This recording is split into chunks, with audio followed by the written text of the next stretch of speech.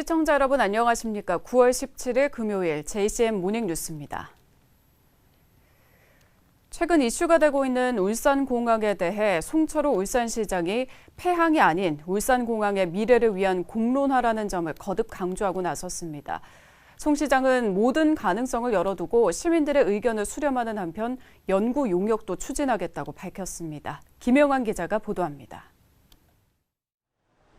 울산공항 존폐 논란과 관련해 송철호 울산시장이 폐항을 전제로 한 공론화가 아니라는 점을 거듭 강조하고 나섰습니다.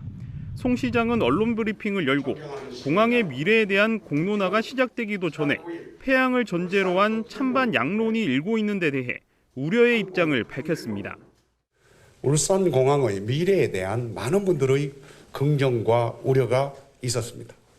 그중 일부는 공론화도 하기 전에 마치 울산시가 공항 폐지를 기정사실화 한 것처럼 찬반 양론으로 몰아가고 있습니다. 송 시장은 영남권 순환광역철도인 MTX와 KTX 이음 등을 이용해 수도권으로 가는 울산 시민들의 편의가 크게 높아질 것이라며 모든 교통수단이 완성됐을 때 항공교통편에 대한 미래를 생각해보자고 제안한 것이라고 말했습니다.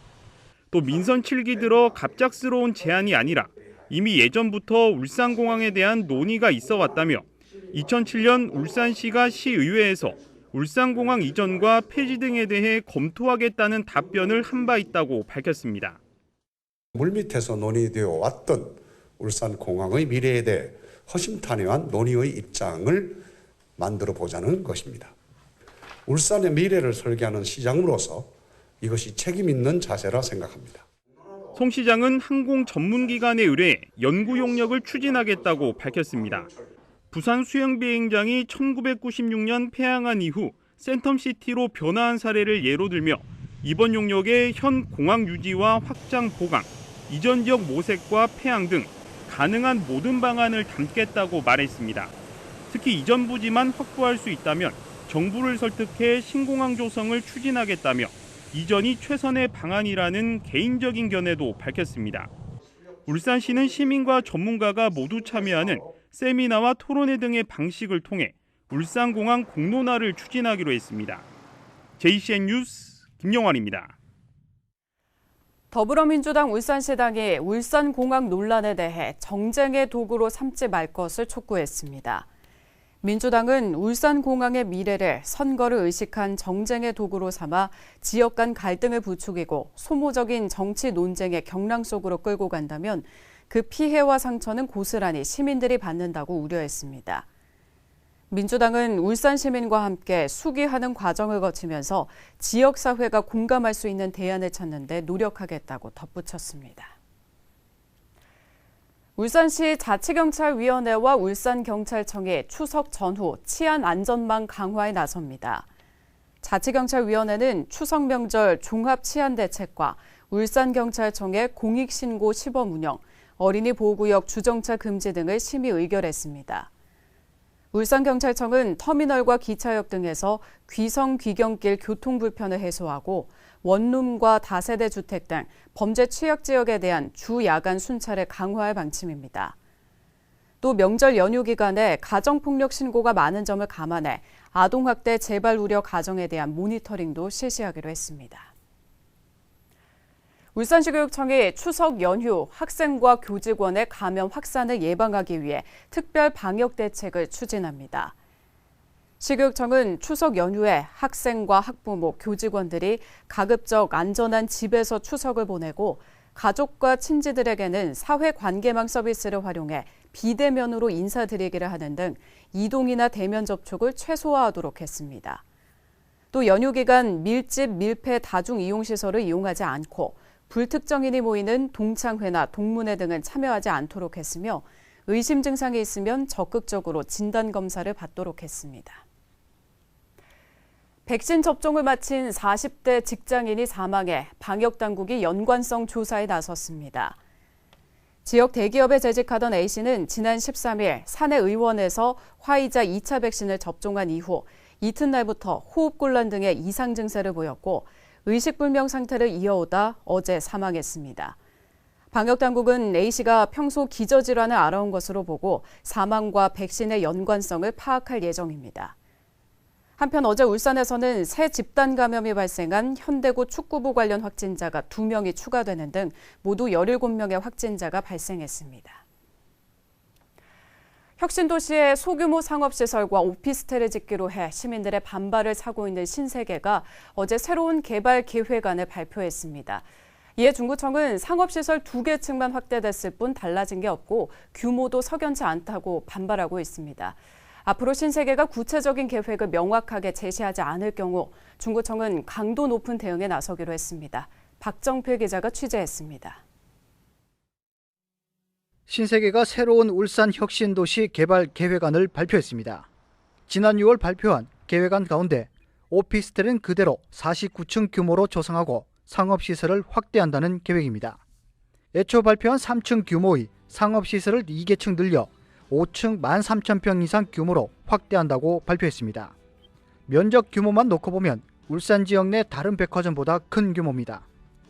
특히 상업시설은 신세계가 직접 운영하고 트레이더스 등 신세계 그룹의 유통시설 유치와 함께 신세계라는 이름을 사용한 새로운 명칭으로 결정할 계획입니다. 지역사회 울산 시민들의 의견이나 이런 걸 청취를 해서 선호하는 그런 편의시설이나 이런 부분을 좀 확대를 해가지고 지역도 경제나 같이 활성화될 수 있는 방안을 고려하고 검토해서 신세계는 올해 중 건축 설계를 시작해 인허가를 거쳐 내년 착공에 들어가 2026년 준공할 계획입니다. 이에 대해 중구청은 신세계의 새로운 계획안을 수용할 수 없다며 반발했습니다. 상업시설 2개 층만 늘어났을 뿐 달라진 게 없고 13,000평이란 규모에 대해 석연치 않다고 주장했습니다. 울산 현대백화점 판매시설 전용 면적 9,063평을 들었습니다. 하지만 신세계가 제시한 13,000평이란 면적이 매장 면적인지 상업시설 전체의 면적인지 명확하지 않다. 그러면서 신세계 대표의 국정감사 출석 위기 모면과 이달 말 계획된 항의 방문을 무마하기 위한 수단에 불과하다는 입장입니다. 중구청은 백화점 입점이라는 원칙을 지키고 향후 보다 구체적인 계획을 명확하게 제시하지 않을 경우 이달 말 신세계 항의 방문을 예정대로 진행하고 중구민 5만여 명의 의견을 수렴한 서명지를 신세계에 전달하는 등 강력 대응에 나설 계획입니다. 제가 1인 시위를 또 하겠고 또 국회 상임위 또 찾아갈 것이고 또 우리 대선 주자들에게도 여야를 막론하고 이런 사실을 또 전달도 하고. 송철호 시장도 사전 협의나 소통 없이 일방적인 신세계의 새로운 계획안 발표에 유감을 표했습니다. 지금이라도 울산시와 중구, 시민들과 소통 계획을 논의할 것을 요구했습니다. JCN 뉴스 박정필입니다. 이광현 앵커의 이슈 뉴스 시간입니다. 오늘은 신세계 계획안 변경을 주도한 국민의힘 박성민 국회의원과 이야기 나눠봤습니다.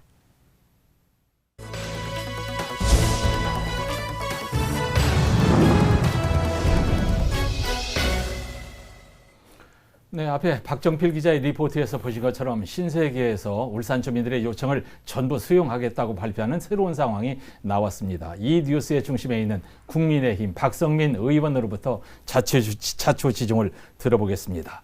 어서 오십시오. 네, 반갑습니다. 그동안 신세계를 거세게 몰아붙인 박성민 의원의 성공이라고 볼 수 있죠. 그렇지 않습니다. 우선은 우리 중구민들께서 요구사항을 분명하게 주장을 해주셨고, 예. 또 구청이나 시청에서도 협력을 한 결과라고 생각이 되고, 예. 저도 국회에서 국회의원으로서 예. 제 나름대로 노력은 했습니다. 그렇게 대답하십니까? 네. 예. 네. 이제 중구청장 때 신세계가 혁신도시 스타필드 짓겠다고 했다가 코로나 시대 되고 경기가 안 좋으니까 오피스텔로 규모를 바꾸겠다고 했을 때 좀 난감하셨겠습니다. 물론 지금 요즘 이제 백화점 사업이 굉장히 어렵습니다. 어려워요. 예. 온라인 쇼핑이 워낙 이제 급성장하는 추세고, 네.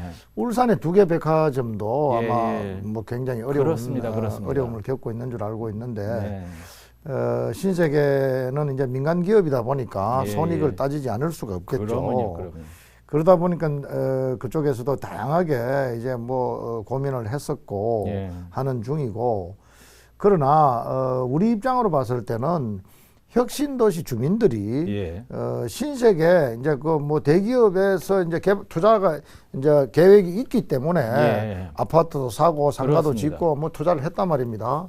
그런데 그게 대기업에서 순간적인 자기 손익만 계산해서 또 뭐 이렇게 변경을 한다면 그건 말이 안 된다. 예, 예. 그래서 저는 대기업의 사회적인 책임, 그 당신들 분명히 이건 가지고 있어야 된다. 예. 그래서 계획대로 해라. 예. 이렇게 계속 이제 종용을 했었습니다. 예, 한편 생각하면 이제 그 기업하는 사람 입장도 이해가 가긴 갑니다. 예, 그렇습니다. 자, 그래서 지역 국회의원 누구보다도 이걸 되돌려놓기 위해서 발벗고 나섰는데 이런 약속을 한 사람 책임질 수 있는 위치에 있는 분인가요?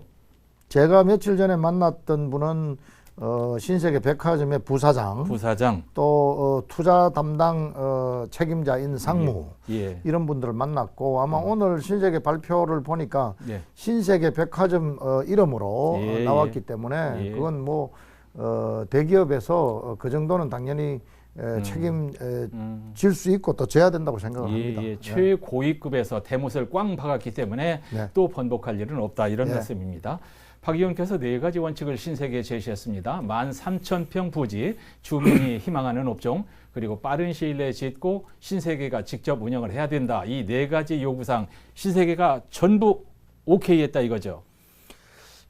저희들도 이제 백화점이나 스타필드나 뭐 여러 이제 쇼핑 센터를 가본 결과 울산에 기존에 있는 2개 백화점보다는 규모가 좀 더 커야 된다. 예. 이런 말씀이었고, 그다음에 예. 신세계에서 직영을 해야 된다. 예. 그다음에 이제 주민들이 원하는 다양한 업종, 요즘은 이제 뭐 아이들을 위한 이런 어린이 극장, 울산에 네, 어린이 네. 극장이 없습니다. 없으니까. 그다음에 이제 키즈니아, 대형 키즈니아라든지 아쿠아리움 같은 것도 울산에 예, 없습니다. 예. 그래서 그런 어떤 주민들의 요구를 좀 들어달라. 예. 그다음에 뭐 그렇게 한다 하더라도 예. 계속 딜레이 해 오니까 빠른 시간 내에 타임 스케줄을 내라. 그래서 예. 올해는 뭘 할 건지 내년에는 뭘 할 건지 음흠. 이걸 분명하게 해서 예. 빨리 조기에 착공하고 조기에 준공할 수 있도록 해달라. 예. 이렇게 이제 뭐 저는 요구를 했죠. 이제 사람마다 이제 기가 승할 때가 있는데 박성민 의원에게 지금이 그 시대인 것 같아요. 네, 뭐 예. 저희들도 주어진 기회 또 주어진 책임 예. 충분히 통감하고 예. 최선을 다해서 이 기회를 놓치지 않도록 하겠습니다. 예, 제가 약간 지금 이제 들떠서 이제 방송을 하고 있는데 지금 울산에 있는 현대백화점, 롯데백화점보다 더 크게 짓는다는데 이건 참 잘 됐는데 자, 영세 상인들이 말이죠. 그렇게 되면 우린 다 죽는다 할 텐데 이거 걱정 안 돼야 돼요? 그것도 걱정입니다. 사실은 우리 중구는 아시다시피 뭐 오래된 전통적인 도시고 재래시장이 많습니다. 네. 그래서 재래시장 상권과 이 중복되지 않는 예. 아까 말씀드린 대로 문화시설을 더 확대를 한다. 영화관을 연는다. 또 네. 대형 도서관 같은 게 요즘은 없습니다. 예, 그래서 예. 대형 도서관 또 어린이 극장 뭐 이런 시설들 넣고 저기 하남의 스타필드 가보면은 예. 뭐 정글짐 같은 이런 놀이동산 같은 것도 요즘 백화점 안에 있습니다. 네, 그래서 네. 그런 시설들도 좀 넣어서 네. 우리 도시에 필요한 또 재래시장과 상생할 수 있는 예. 이런 어떤 쇼핑몰이 되도록 예. 앞으로도 뭐 끊임없이 협의하고 또 뭐 이야기하고 하겠습니다. 예. 국정감사에 총괄사장 불러놨지요. 근데 4가지 조건 받아들였으니까 이건 취소할 건가요? 비밀인가요? 사실은 오늘 오전 10시까지 네. 국정감사 정인 채택 기한이었습니다. 예. 그래서 어제 밤늦게 뭐 신세계 측으로부터 뭐 늦은 시간까지 계속 뭐 이렇게 자기네들 안을 제출하고 난 좀 더 뭐 이렇게 요구도 하고 계속 했었고 예. 사실은 우리 뭐 정유경 총괄사장은 조금 보류하는 걸로 이번 국정감사는 조금 보류하는 걸로 하고 네, 예. 국정감사가 뭐 올해만 있는 게 아닙니다. 예, 그래서 예, 내년도 있고 얼마든지 있으니까 예. 저는 뭐 국회의원에게 주어진 예. 책무를 뭐 최대한 우리 국민들을 위해서 활용할 계획입니다. 좋습니다. 네. 오늘 신세계 이런 발표가 나오자 송철우 시장과 박태환 중구청장이 신세계 믿을 수 없다. 13,000평이 전체 면적인지 매장 면적인지 기만하지 마라 이런 입장문을 냈는데 신세계가 일단 양치기 소년 같은 일을 했기 때문에 이런 의심을 하는 것 같은데 네. 박 의원께서는 좀 달래고 시장과 이제 구청장은 좀 몰아세우고 이런 양동 작전도 나쁘지는 않을 것 같아요. 맞습니다. 우리가 각자 역할을 좀 이제 하고 좀 팀 플레이를 해야 되고 네. 또 시청이나 구청에서는 인허가 사항이 걸려 있습니다. 네, 또 네. 여러 가지 뭐 주변의 도로라든지 뭐 이런 게이트 문제도 남아 있고 네. 그러다 보니까 시장님이나 구청장님이 좀 관심을 가져 주셔야 되고 예. 또 아마 제가 알기로는 13,000평 규모가 매장 면적일 겁니다. 예. 그래서 규모는 우선 롯데나 현대보다 크게 하겠다. 예, 뭐 예. 그렇게 이제 뭐 코멘트를 했고 네. 아무튼 앞으로 뭐 여러 가지 이제 실행 이제 당장 이제 건축 설계부터 해서 예. 인허가 거쳐서 착공하고 또 준공할 때까지 예, 뭐 예. 여러 가지 과정이 남아 있기 때문에 지켜봐야죠. 우리 시청 구청 또 직접 나서고 저도 뭐 스포트하고 예. 우리 국민들을 위한 멋진 시설이 될 수 있도록 하겠습니다. 네, 박 의원께서 지금 이제 울산 공항 문제도 한참 얘기해야 되는데 송 시장이 이제 이 자리에 있으면 이제 같이 얘기를 좀 하겠는데 없으니까 울산 공항 문제 중요한데 어떤 입장이세요? 울산은 뭐 산업 수도, 글로벌 비즈니스 도시입니다. 예.